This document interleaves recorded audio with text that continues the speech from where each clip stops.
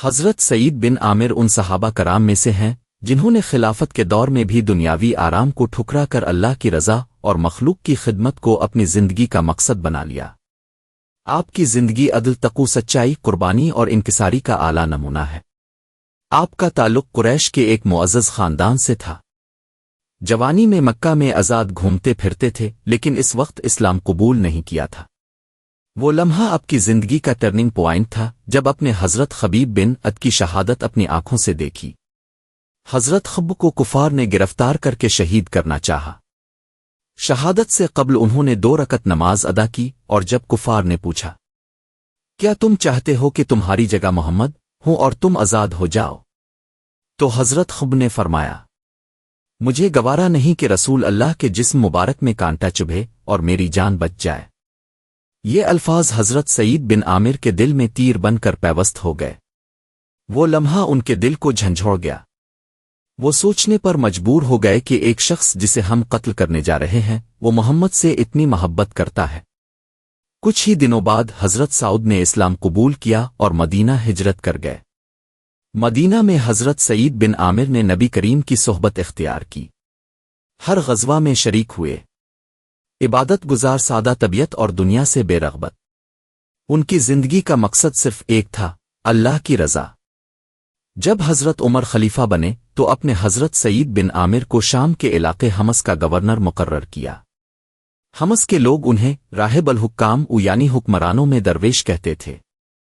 حضرت عمر کو عادت تھی کہ گورنروں سے حساب لیا کرتے۔ ایک دن انہوں نے حمص کے لوگوں سے کہا مجھے اپنے گورنر کی شکایت لکھ کر دو۔ لوگوں نے کہا وہ صبح دیر سے آتے ہیں، رات کو باہر نہیں نکلتے، کبھی کبھار ایک دن آتے ہی نہیں، اور بعض اوقات بے ہوش ہو جاتے ہیں۔ حضرت عمر نے فوراً حضرت سعود کو بلایا اور ان سے پوچھا کیا یہ سچ ہے؟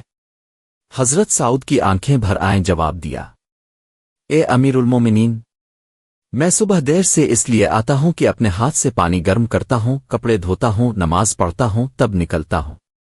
رات کو میں اللہ کے حضور قیام میں ہوتا ہوں، اس لیے لوگوں سے نہیں ملتا۔ مہینے میں ایک دن نہیں آتا کیونکہ میرے پاس ایک ہی کپڑا ہے، اسے دھوتا ہوں اور خشک ہونے کا انتظار کرتا ہوں۔ اور بے ہوشی وہ تو اس وقت ہوتی ہے جب حضرت خب کی شہادت یاد آتی ہے، اور یہ خیال آتا ہے کہ میں اس وقت خاموش رہا۔ یہ سوان کر حضرت عمر کی آنکھیں نم ہو گئیں، فرمایا اللہ کی قسم، تم تو میرے بھائی ہو، تم جیسے انسان ہی خلافت کے اصل نگہبان ہیں۔ حضرت سعید بن عامر نے بیت المال سے تنخواہ لینا بھی پسند نہ کیا۔ جب حضرت عمر نے اصرار کیا تو مجبوری میں کچھ لیا، لیکن فوراً غریبوں میں بانٹ دیا۔ ایک بار بیوی نے کہا اگر آپ اجازت دیں تو تھوڑے سے پیسے جمع کر کے کوئی سامان لے لیں، کچھ آرام ملے گا۔ حضرت سعود نے اجازت دے دی۔ جب پیسے جمع ہو گئے اور وہ بازار گئے تو غریبوں کو بھوکا دیکھ کر سب کچھ اللہ کی راہ میں دے دیا۔ جب گھر آئے بیوی نے پوچھا کیا لائے؟ فرمایا ایسا سامان لایا ہوں جو کبھی پرانا نہیں ہوگا، یعنی صدقہ۔ حضرت سعود کے پاس دنیاوی کچھ نہ تھا، لیکن ان کا دل مطمئن تھا۔ ان کے گھر میں نہ بستر تھا، نہ عمدہ کھانا، نہ نرم لباس۔ گورنر ہوتے ہوئے بھی گھر میں مٹی کے برتن، پرانے کپڑے اور خالی تھال ہوتے۔ ان کی راتیں عبادت میں، دن خدمت خلق میں گزرتے۔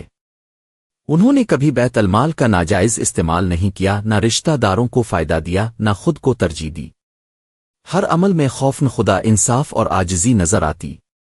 حضرت سعید بن عامر نے خلافت عمر کے آخر میں وفات پائی۔ ان کی وفات کا وقت بھی سادگی سے بھرا ہوا تھا۔ نہ کوئی ساز و سامان، نہ دولت، صرف نیکیاں، دعائیں اور لوگوں کی دعاؤں کا سرمایہ لے کر اس دنیا سے رخصت ہوئے۔ ان کی قبر آج بھی حمص کے آس پاس ہے، اور ان کا ذکر آج بھی مسلمانوں کے دلوں کو جھنجھوڑتا ہے۔ حضرت سعید بن عامر ہمیں سکھاتے ہیں کہ اقتدار، دولت اور اختیار بھی اگر خدا کے خوف اور انسانوں کی خدمت کے ساتھ ہو تو وہ جنت کا ذریعہ بن جاتا ہے۔ آج کے دور میں جب حکمران دولت کے پیچھے دوڑتے ہیں، حضرت سعود ہمیں سکھاتے ہیں کہ ایک سچا خادم، ایک سچا مسلمان اور ایک سچا لیڈر کیسا ہوتا ہے۔ وہ جو خود بھوکا رہے لیکن رعایا کا پیٹ بھرے، جو خود سادہ کپڑے پہنے لیکن انصاف میں کوئی کمی نہ آنے دے۔ اگر ہم واقعی اسلامی معاشرے کی روح کو زندہ کرنا چاہتے ہیں تو ہمیں حضرت سعید بن عامر جیسے لوگوں کو اپنی زندگی کا آئیڈیل بنانا ہوگا۔ اگر آپ کو حضرت سعید بن عامر کی یہ ایمان افروز داستان پسند آئی ہو تو ویڈیو کو ضرور شیئر کریں، ہمارے چینل کو سبسکرائب کریں اور ایسے ہی سچے اسلامی کرداروں کی کہانیاں جاننے کے لیے بیل آئیکن دبائیں تاکہ دین کی روشنی سب تک پہنچ سکے۔